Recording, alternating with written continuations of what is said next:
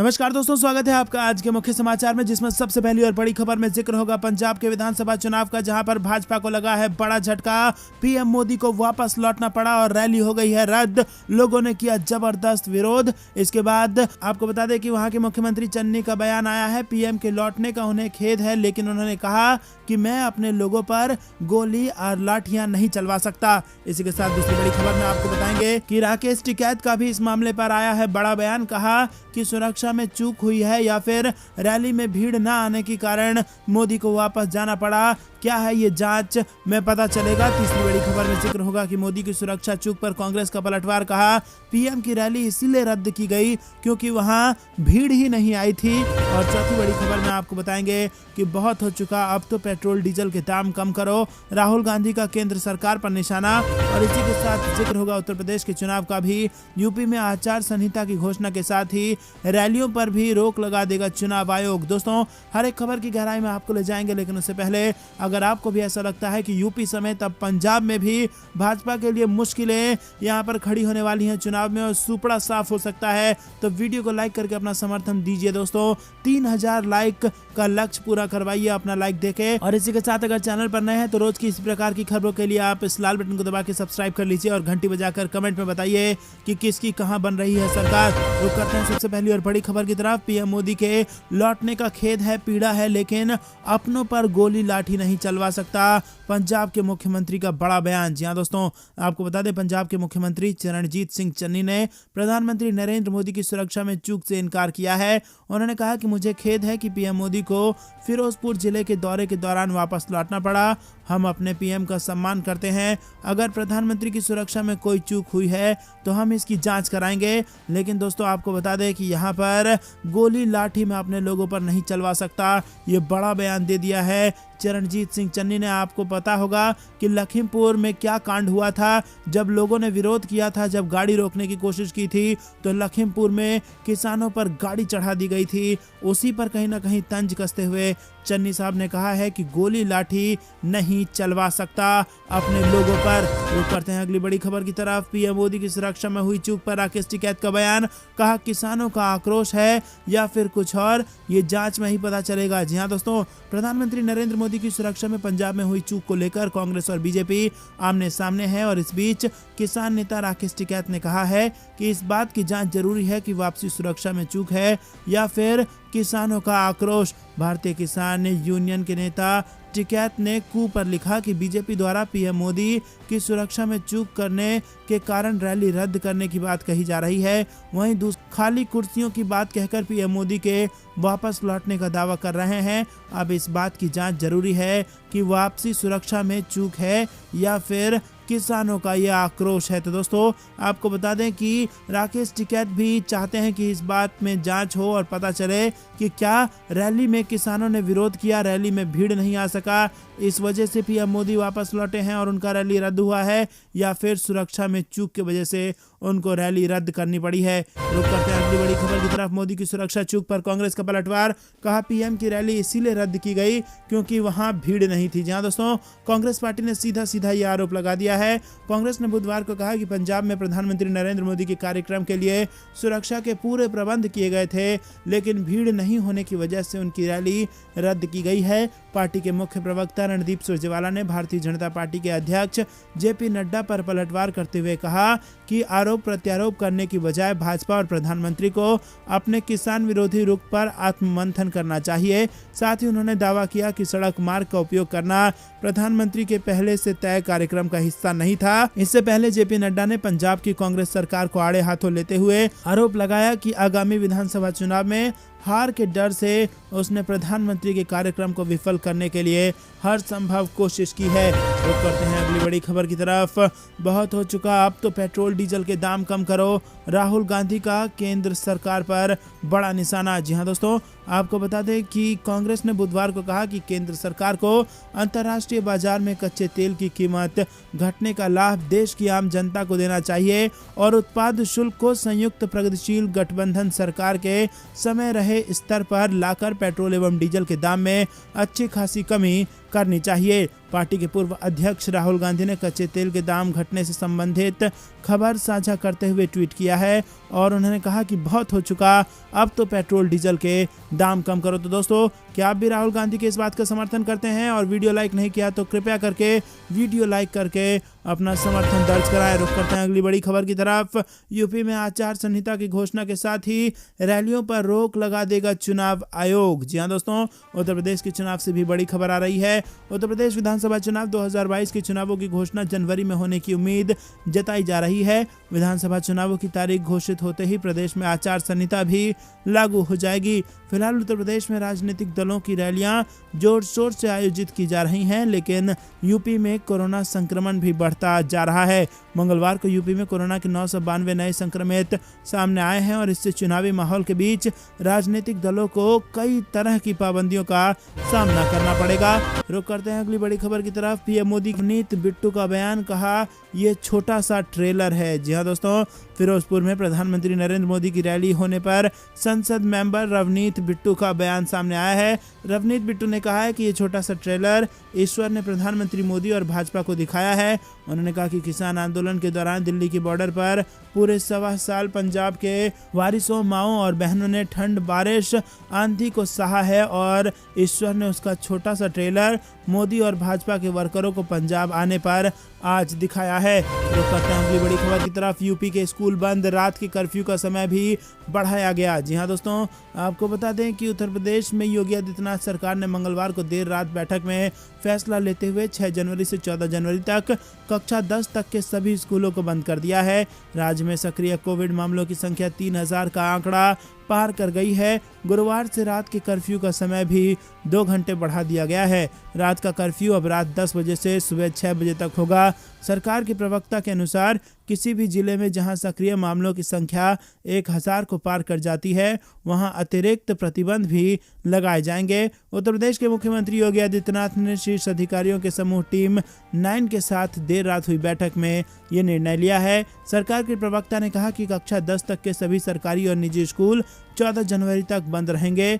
वर्तमान में कोई भी जिला ऐसा नहीं है जहां सक्रिय मामले 1000 से अधिक हैं, लेकिन जैसे ही ऐसा होता है, gym, spa, cinema hall, banquet hall, restaurant और अन्य सार्वजनिक स्थानों को 50% की क्षमता के साथ संचालित किया जा सकता है। रुक करते हैं अगली बड़ी खबर की तरफ। हल्की बूंदाबांदी से 8 डिग्री तक गिरा दिल्ली का पारा, वापस लौटी कड़ाके की ठंड। जी हां दोस्तों, आपको बता दें राजधानी दिल्ली के ज्यादातर इलाकों में बुधवार को दिन भर हुई हल्की बरसात ने कड़ाके की ठंड को वापस लौटा दिया है। बारिश के चलते 24 घंटे के भीतर ही अधिकतम तापमान में लगभग 8 डिग्री सेल्सियस की गिरावट आई है। मौसम विभाग का अनुमान है कि बादल और हल्की बूंदाबांदी की संभावना बनी हुई है। रुक करते हैं अगली बड़ी खबर की तरफ। दिल्ली में कोरोना के 10,665 नए मामले, जिसमें 8 मरीजों ने तोड़ दिया दम। जी हां दोस्तों, राजधानी दिल्ली में कोरोना की तीसरी लहर शुरू हो गई है और बीते 24 घंटे के दौरान राजधानी में कोरोना के मामले दुगने हो गए हैं। बुधवार को दिल्ली में 10,665 नए मामले सामने आए हैं और इस दौरान संक्रमण दर 11.88% रही। वहीं 8 मरीजों ने दम तोड़ दिया है। बता दें कि गत वर्ष 26 जून के बाद दिल्ली में कोरोना से इतनी ज्यादा मौतें हुई हैं। दिल्ली के स्वास्थ्य विभाग द्वारा शेयर किए गए आंकड़े के अनुसार राजधानी में कोरोना एक्टिव मामले का आंकड़ा 23,307 तक पहुंच गया है। रुक करते हैं अगली बड़ी खबर की तरफ। राम की नगरी चले अखिलेश यादव 2 दिवसीय दौरे पर 8 जनवरी को पहुंचेंगे अयोध्या। जहां दोस्तों समाजवादी पार्टी के प्रमुख अखिलेश यादव 2 दिवसीय दौरे पर अयोध्या पहुंच रहे हैं। अखिलेश यादव यहां 8 जनवरी की शाम पहुंचेंगे और 9 जनवरी को अयोध्या में विजय रथ यात्रा निकालेंगे। जानकारी के अनुसार सपा प्रमुख अखिलेश यादव की जनसभा अयोध्या नगर और रुदौली विधानसभा में होने वाली है। यहाँ वो लोगों से रूबरू होकर बातचीत करेंगे। अखिलेश यादव 8 जनवरी की रात्रि अयोध्या सर्किट हाउस में रात्रि विश्राम करेंगे। रुक करते हैं अगली बड़ी खबर की तरफ, जो कि पीलीभीत से आ रही है। भाजपा सांसद वरुण गांधी ने अपने ही सरकार पर उठाया सवाल, कहा देश बिक रहा है, इसे बर्बाद होते नहीं देख सकते। जी हां दोस्तों, जिले में 2 दिवसीय दौरे पर आए सांसद वरुण गांधी ने एक बार फिर अपनी ही सरकार के खिलाफ बेहद मुखर वो नजर आए और बोले कि देश बिक रहा है, निजीकरण के नाम पर देश के संसाधनों को बेचा जा रहा है, पूर्वजों ने कुर्बानियां देकर देश को आज़ाद कराया और उसे बर्बाद किया जा रहा है, हम इसे बर्बाद होते नहीं देख सकते। महंगाई आसमान छू रही है और देश का युवा बेरोजगार हो रहा है। रुक करते हैं अगली बड़ी खबर की तरफ, जो कि फिर से यूपी से आ रही है। यूपी की सभा में खाली कुर्सियों को संबोधित करते रहे मोदी सरकार के मंत्री। जी हाँ दोस्तों, केंद्र सरकार के राज्य मंत्री भानु प्रताप वर्मा का एक वीडियो सोशल मीडिया पर वायरल हुआ है। बुंदेलखंड के जालौन में मंत्री यूपी बीजेपी के प्रदेश अध्यक्ष स्वतंत्र देव सिंह के साथ एक सभा करने आए थे। बीजेपी प्रदेश अध्यक्ष इस सभा में खराब मौसम के कारण नहीं आ सके, वहीं मंत्री की सभा में भीड़ नहीं पहुंची। हालात ये हुई कि कुछ दर्जनों लोगों के बीच मंत्री जी अपना भाषण देकर चले गए। दोस्तों रुक करते हैं अगली बड़ी खबर की तरफ, जो कि पंजाब के चुनाव से जुड़ी आ रही है, जहां पर पीएम मोदी का हुआ है विरोध और लगा है गो बैक मोदी के नारे। जी हाँ दोस्तों, फिरोजपुर में प्रधानमंत्री नरेंद्र मोदी की होने वाली रैली का विरोध सोशल मीडिया पर भी शुरू हो गया है। ट्विटर पर गो बैक मोदी टॉप पर ट्रेंड कर रहा है और सोशल मीडिया के पेज ट्रैक्टर टू ट्विटर पर बच्चे से लेकर नौजवान और बुजुर्ग भी मोदी की रैली का विरोध कर रहे हैं। लगातार वीडियो अपलोड किए जा रहे हैं। वीडियो डालने वाले लोग विरोध करने का कारण भी स्पष्ट कर रहे हैं। उसके साथ साथ कृषि कानूनों के खिलाफ प्रदर्शन के दौरान शहीद हुए किसानों के लिए इंसाफ की मांग भी की जा रही है। केंद्र सरकार द्वारा बनाए गए कृषि कानूनों के खिलाफ किसान जत्थेबंदियां लगभग 13 महीने तक दिल्ली के बॉर्डर पर बैठे रहे थे। इस आंदोलन के दौरान करीब 700 किसान शहीद हो गए थे और कुछ समय पहले प्रधानमंत्री नरेंद्र मोदी ने कृषि कानून वापस लेने का ऐलान कर दिया था।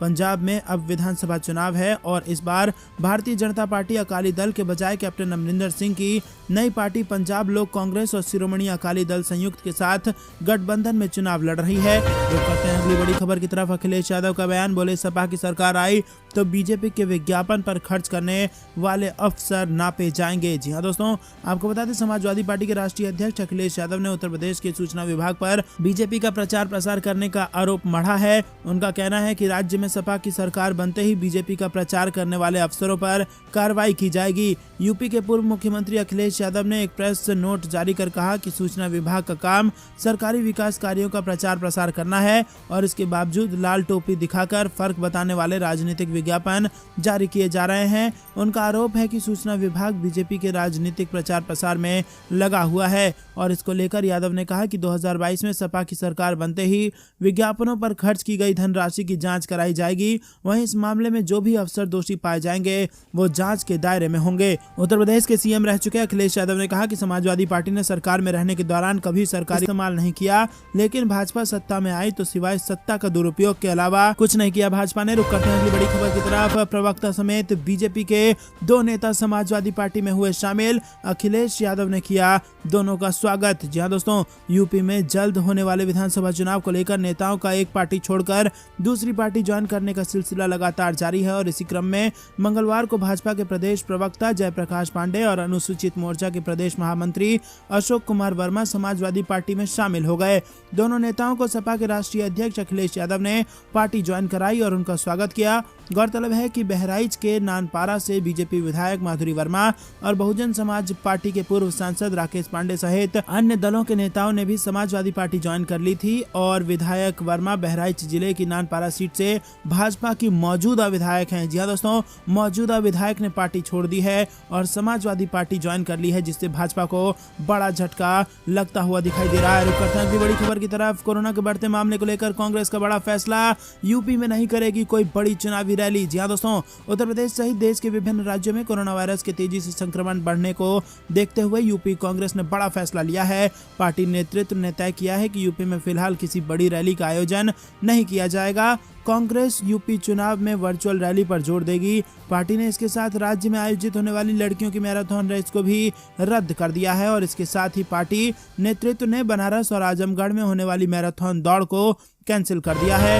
रुक करते हैं अगली बड़ी खबर की तरफ। पलट गया महाराज, महात्मा गांधी का अपमान करने के बाद तरुण मुरारी आया बैकफुट पर और मांग रहा है माफी। जी हाँ दोस्तों, मध्य प्रदेश के नरसिंहपुर जिले में भागवत कथा के दौरान महात्मा गांधी का अपमान करने वाले कथावाचक मुरारी ने अपने बिगड़े बोल के लिए माफी मांगी है। नया वीडियो जारी कर उसने कहा है कि पत्रकार ने भावावेश में मुझसे ऐसा कुछ बुलवा दिया जो मुझे नहीं बोलना चाहिए था। नए वीडियो में तरुण मुरारी ने कहा कि एक पत्रकार ने बापू के बारे में भावावेश में मुझसे कुछ ऐसा बुलवा दिया जो मैं बोलना नहीं चाहता था। राष्ट्रपिता महात्मा गांधी के बारे में पूरा देश जानता है, उनका अपमान करना या इस तरह का कुछ बोलना मेरा उद्देश्य नहीं था। मेरे बयान से किसी की भावनाएं आहत हुई हों तो मैं उसके लिए माफी मांगता हूं। तो दोस्तों, एक एक करके लाइन पर आते जा रहे हैं बाबा जिन्होंने महात्मा गांधी का अपमान किया था। अब उनको अपने आप पर पछतावा हो रहा है। इसीलिए हम अपने चैनल के माध्यम से या फिर कई माध्यम से ये कहते आए हैं कि गांधी कोई व्यक्ति नहीं, विचार है, और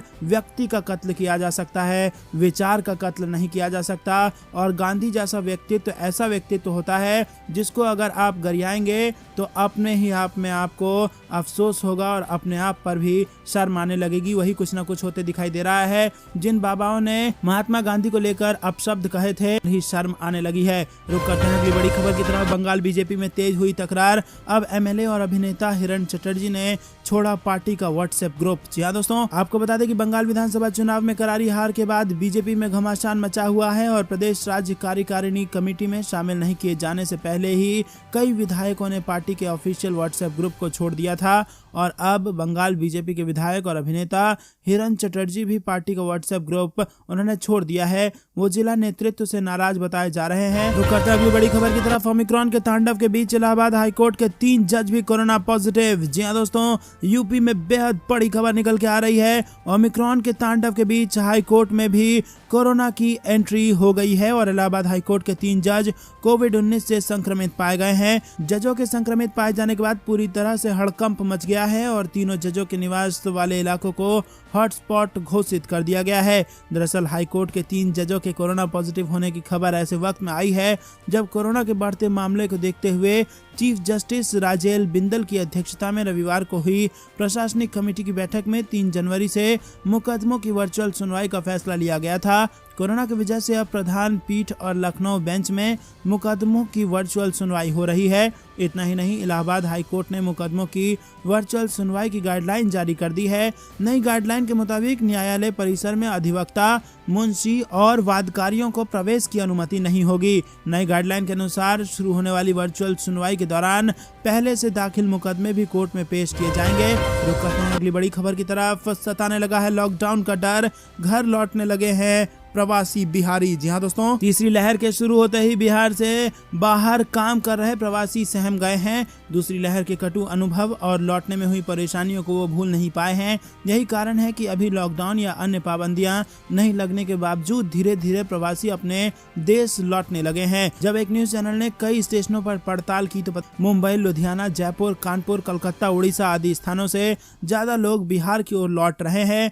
वहीं आपको बता दें दोस्तों, लॉकडाउन का डर उनको सता रहा है और दूसरे लॉकडाउन का जो भयानक मंजर उन्होंने देखा उससे बचने के लिए वो इस बार पहले ही सतर्क नजर आ रहे हैं और अपने राज्य की तरफ लौटते नजर आ रहे हैं। रुक करते हैं अगली बड़ी खबर की तरफ। 5 राज्यों में होने वाले विधानसभा चुनाव को लेकर बड़ी बैठक, कुछ मुद्दों पर बनी सहमति तो कई पर अभी भी चर्चा है जारी। जी हाँ दोस्तों, आपको बता दें कि बेहद बड़ी खबर यहाँ पर निकल के आ रही है। 5 राज्यों में होने वाले विधानसभा चुनाव को लेकर केंद्रीय चुनाव आयोग ने मंगलवार यानी कि कल एक अहम बैठक की थी। सूत्रों के मुताबिक मंगलवार को ही बैठक में 10 मुद्दे पर चर्चा होने वाली थी, लेकिन वो चर्चा पूरी नहीं हो पाई। लिहाजा अब ये चर्चा आज हो रही है और मिली जानकारी के अनुसार इस बैठक में चुनावी रैलियों से लेकर रोड शो और चुनाव प्रचार तक के नियम और कड़े करने को लेकर चर्चा हुई है। इसके साथ ही एक मुद्दा मतदान के दौरान हर एक चुनाव अधिकारी और कर्मचारियों का वैक्सीनेटेड होने का भी रहा है और इस पर लगभग सहमति भी बन गई है। वहीं आयोग मतदाता के लिए वैक्सीनेटेड होने की अनिवार्यता लागू करने के पक्ष में भी नहीं है, क्योंकि ये हर एक मतदाता के जीवन के अधिकार से जुड़ा हुआ है।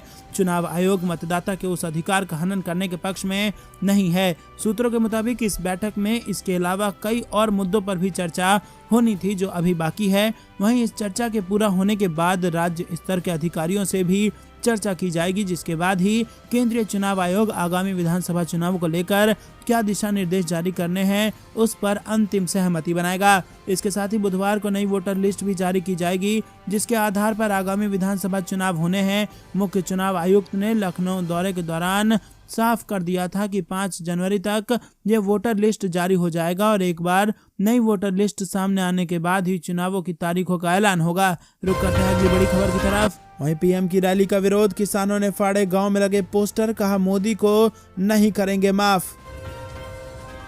मिशन 2022 में जुटी कांग्रेस, अब प्रियंका के जरिए युवा महिलाओं पर करेगी फोकस, और जानिए कब और कहां होगी चुनावी रैली।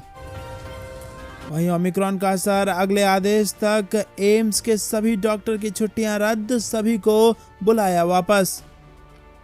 बिहार में नाइट कर्फ्यू, श्रद्धालुओं के लिए मंदिर बंद, सिनेमा पर भी लगे ताले। वहीं लखीमपुर हत्याकांड में एसआईटी की रिपोर्ट आने के बाद अब राकेश टिकैत ने फिर से उठाई बड़ी मांग और बढ़ी भाजपा की मुसीबत। विधानसभा चुनाव 2022 जीत के लिए एड़ी चोटी का जोर लगा रहे नेता, पश्चिम को मथने रथ पर निकले जयंत चौधरी। दिल्ली के बाद यूपी में भी सख्ती, वीकेंड कर्फ्यू समेत कई पाबंदियों पर सरकार कर रही विचार। कांग्रेस प्रवक्ता रणदीप सुरजेवाला कोरोना संक्रमित, खुद को किया आइसोलेट और की बड़ी अपील। भाजपा जुमले देती है, रोजगार नहीं, रोजगार तो कांग्रेस देगी, हरीश रावत का भाजपा पर जबरदस्त। तो दोस्तों ये थी दिन भर कुछ बेहतरीन और बड़ी खबरें। तक बने रहने के लिए बहुत बहुत धन्यवाद। देख रहे थे आपका अपना चैनल जय हिंद जय भारत।